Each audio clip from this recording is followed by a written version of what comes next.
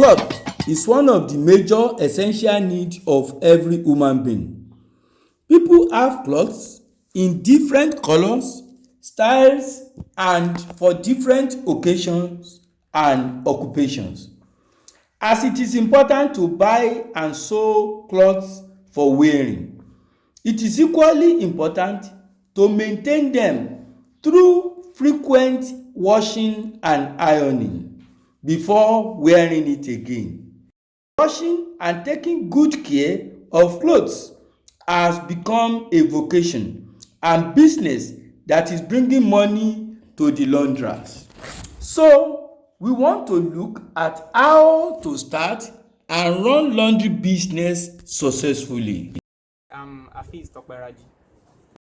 Major thing I do is laundry work. So when you say laundry business, essentially in simple terms is a system whereby you or anybody else or myself, I take your clothes or his clothes or our clothes and I attend to that clothes for in return for our money.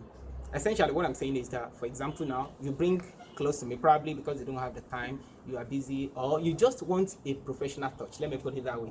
So you give your work, your chores, which is your laundry work, to me to offer my service professionally, then I get paid in return. Basically that's laundry business. So I have a HEMI, Master of Arts in Cultural History, Adekunle Ajasin University, Ondo State. Never looked for a white collar job. All through my life, I've not been like that. I've always liked striving for myself to make ends meet, and I started that striving for myself 2002, while I was in GS3.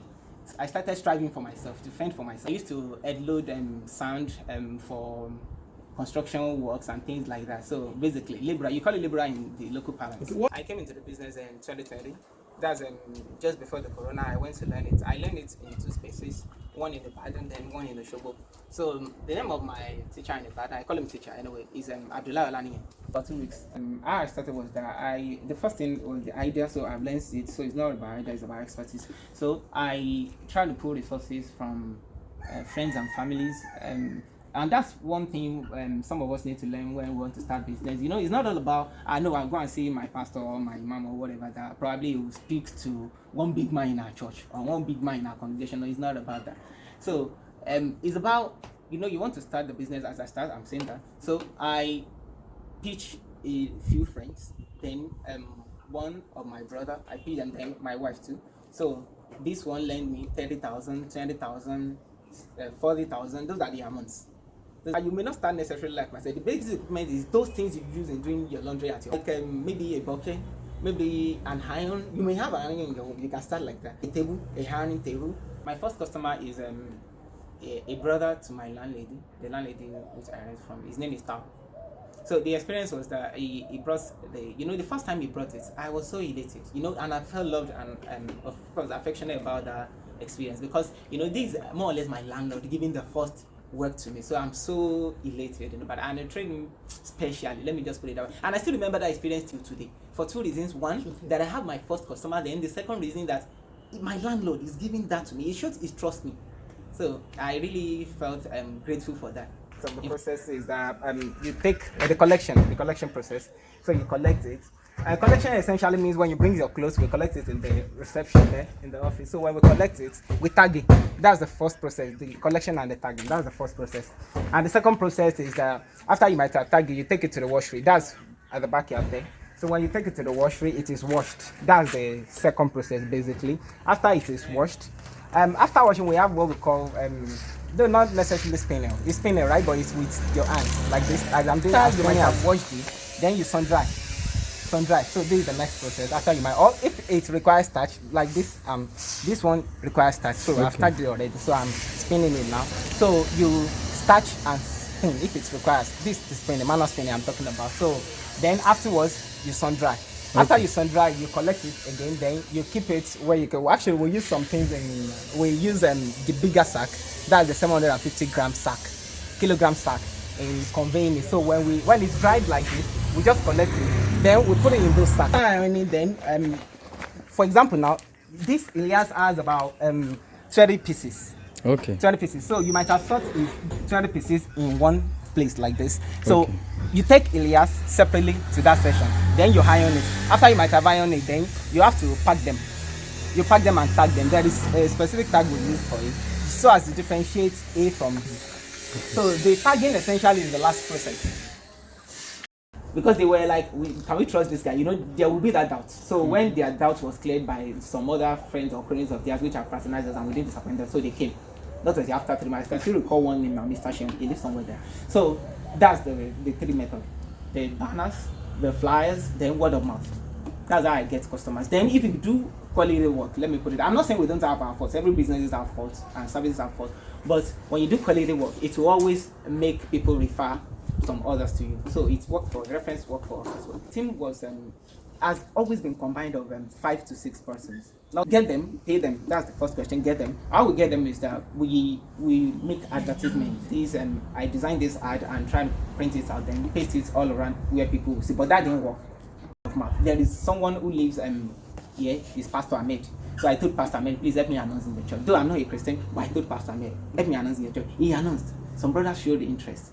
But along the line, they eventually got something else doing, so they couldn't meet up with it. Likewise, in my mosque, I told Imam, please, if anyone is interested in doing this and working with us, this is what we pay. So, but that wasn't successful either. So, and I went to where I lived. So where I lived was where I actually got some other persons. So that's how I combined the drugs that I know. I've not seen one of them paying salaries anyway, except in very few of them. And some of them that paid salaries, some pay 7, some pay 10. And we pay far higher than that. I'll tell you behind cameras. So, but it's not wages, it's salary. But if you want to operate, like advisorily, if you want to operate the laundry business successfully, not weekly, not necessarily weekly, you pay them immediately they finish the work for the day. You calculate the work, then you pay them. That's the best thing for you. That's the best thing for your business. In fact, look at developed countries, that's how they operate. They pay hourly for some of them. For you, you can't pay hourly if you're in. I'm saying is this because that singular thing that you take with levity, that is paying your staff and acquiring them, is can either make or mar your businesses. And when you talk about laundry business, it's very labor intensive. I'm not saying that if you want to be really successful in the laundry business, you don't contract your staff on salaries because you will have problems. Please don't adopt that method of salary, except if you're having a secretary as one of your staff. You get that, you may put the secretary on. But every other person, try to adopt the wages method. I'm not saying that even if you try to check the developed countries, how they employ and pay their employees is such that it's on wages. So it is you that will now determine what the wages is. So if you would like to know what the format would be, you may probably contact me or contact the team. I'm coming to the business on one basis. If you are rugged, that's why I like to define myself or conceptualize myself as a hustler. If you are a hustler like myself, I didn't mean hustle, your hustle. You know what hustle is in the other balance. I don't do that kind of hustle. I mean this kind of hustle. I mean physical hustle. So if you are a hustler, yes, you may come into the business. And like even if you are a body, you can come into the business. It's just that you have to observe some precautionary measures so that you don't have problems in the business. So it's a business one can come into, provided that you know the ropes. What I mean by the ropes, let me just simplify is the ropes are 3 things. 1, you can make a self-sacrifice yourself.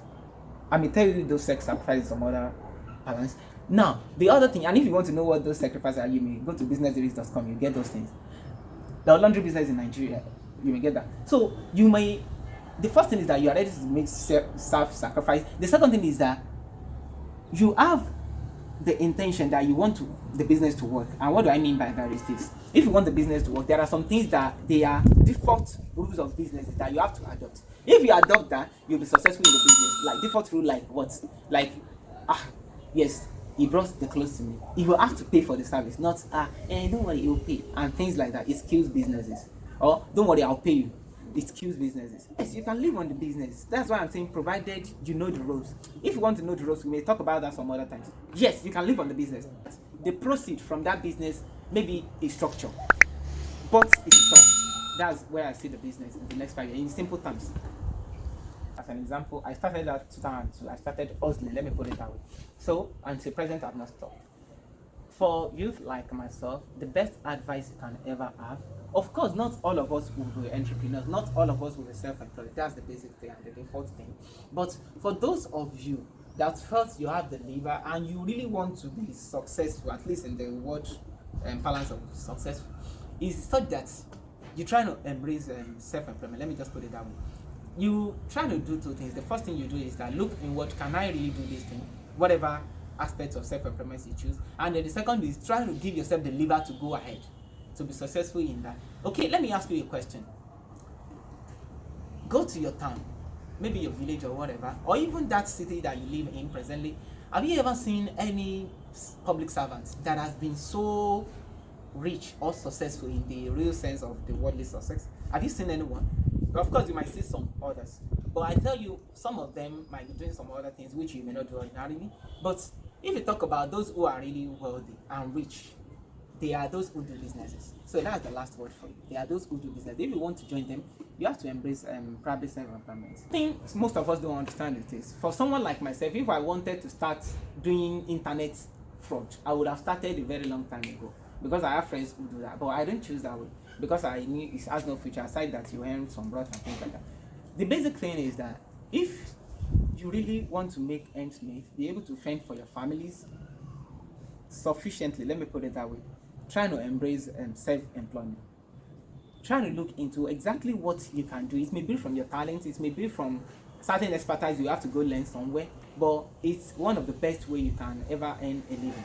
I'm not saying there are no other best ways or better ways, but it's one of the best ways in simple terms. So I would rather employ you to try to check at least one of them. There are several businesses and crafts you can do that you make it in quotes. Of course, if you are having it at the back of your mind of making it, so just try to be self-employed. Yes, a number of people have come here and have been trained on the crafts. Some of them, none of them spent more than 2 months. 081 34 94 90 96. I'm used to calling it that way. 081 34 94 90 96. The website is businesslyrics.com. Business lyrics. A lot of people know what lyrics is. Businesslyrics.com. No space, no hyphen. I'm Afiz Tokberaji. I hope you have gained tremendously from our guests. I want to humbly appeal to you to kindly subscribe to Lim TV Plus for more.